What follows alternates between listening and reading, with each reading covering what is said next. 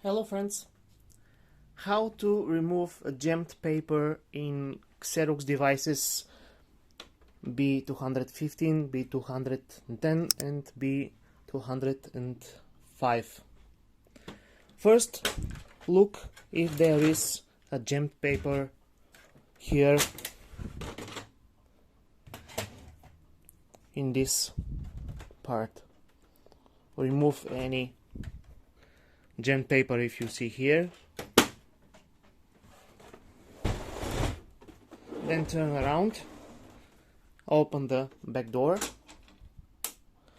look if we have here a jammed paper. Just take it with two hands and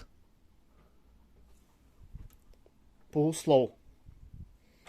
Now we have here jammed paper, but if you cannot reach it,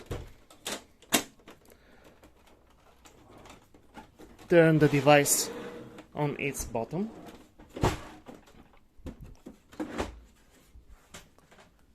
remove the paper tray, and now you see here these green clutches. Just push them and we can reach our jammed paper. Take it out and push back